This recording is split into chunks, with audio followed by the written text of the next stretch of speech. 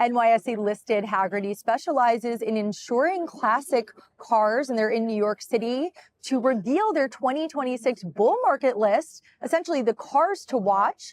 Joining me now is Hagerty CEO, McKeel Hagerty. Welcome to the New York Stock Exchange. Thanks for having me. Good to be back.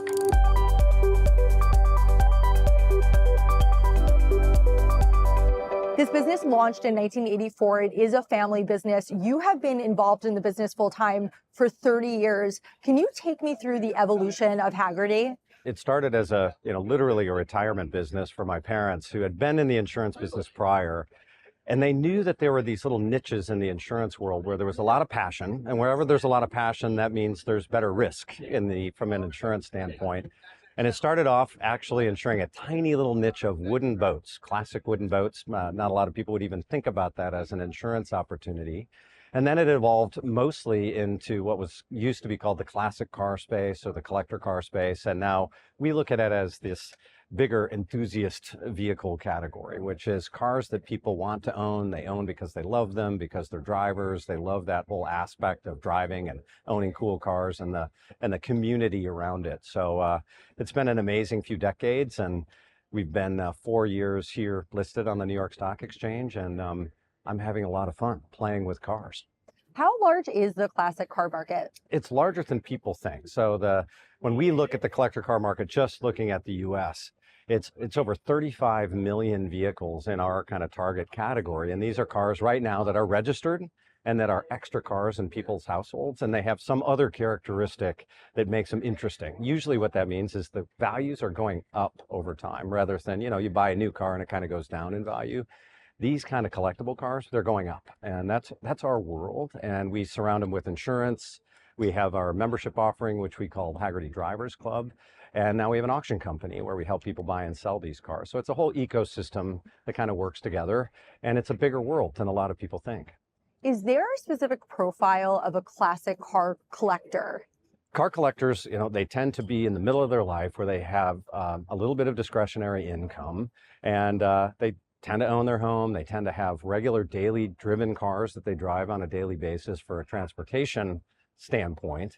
And then, they're feeling good about things and they want to go buy that special car that they drive on a sunny Sunday afternoon or for some kind of pleasure purpose.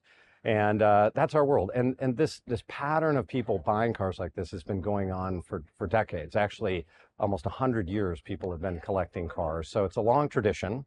It's a bigger world than people think.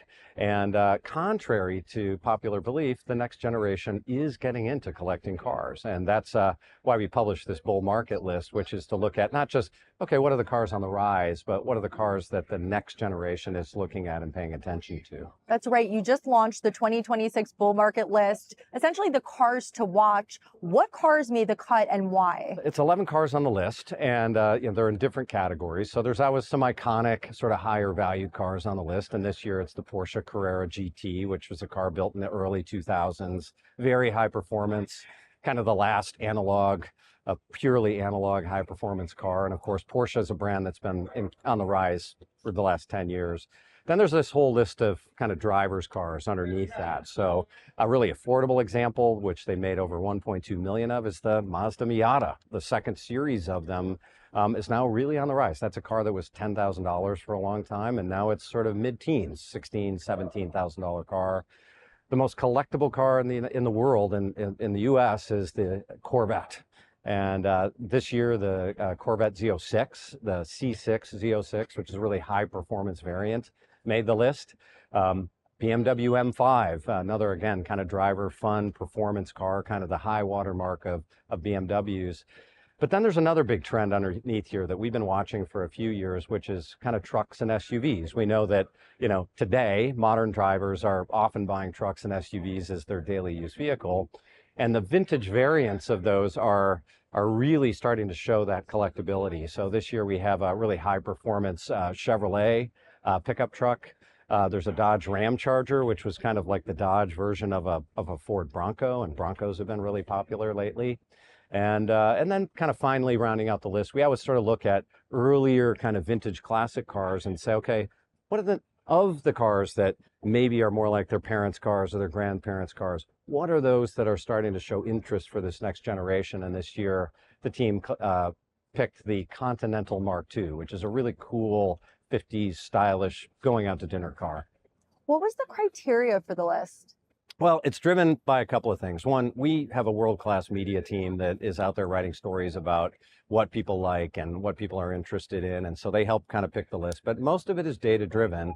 The beautiful thing about insurance as a core business is not just, well, it's a really good business, it's that it's full of data. So we can see what are people buying, what are they selling, what values are going up, what are those trends? And then we can also see, what are the specific demographics and customer groups that are buying those. So this group was really emerged from our data over the last year, and we're going to be looking at pretty closely to see how they do.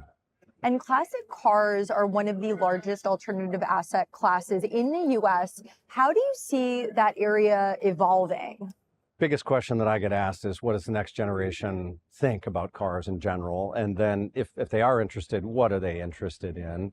And we always try to tell people is this is a very durable asset class. When we go back, generations, literally my father's generation, my generation, and now down to the Gen Y and Gen Zers, is that the interest in cars does shift over time. And we're seeing this sort of rotation out of really, really vintage cars and much more towards sort of modern, high performance, even supercars. And that's a really fun thing to watch in the auction space. But it's durable because even in downturns, these cars tend to hold their value very well. In the last few years, there's been some, kind of cross currents in this space where some cars are really rising, and the ones that may not be at the top of the list are still holding their values really well. And we saw this tracking all the way back to the Great Financial Crisis, further back than that in our company history, the kind of dot-com challenges in the early 2000s. Many of those cars really held their own as an asset class. And the best thing about it is they're also fun. And so, yes, you can put some money in it. You're probably going to keep that money, but you're going to be able to drive that car during its lifetime with you and have a great time along the way. If people want to get involved in classic cars, what's a good entry point? Well, a great entry point is to just start doing a lot of reading and research. Of course, most of those resources are now online. I strongly recommend that people read our stuff that we provide online, the Hagerty valuation tools. Start watching some of our YouTube channel. We have 3.6 million subscribers on our YouTube channel. And this is not about insurance. This is just about the fun and love of driving, the community around collecting cars and what's hot, what's not, what are the interesting cars, and get to feel what you like first, and then start learning a little bit about the values. And then if you want, you can come take a little bit of a shopping break on our Hagerty Marketplace and take a look at what is actually for sale today. I understand that there's a trend in the classic car market of fractional ownership. Can you share more about that?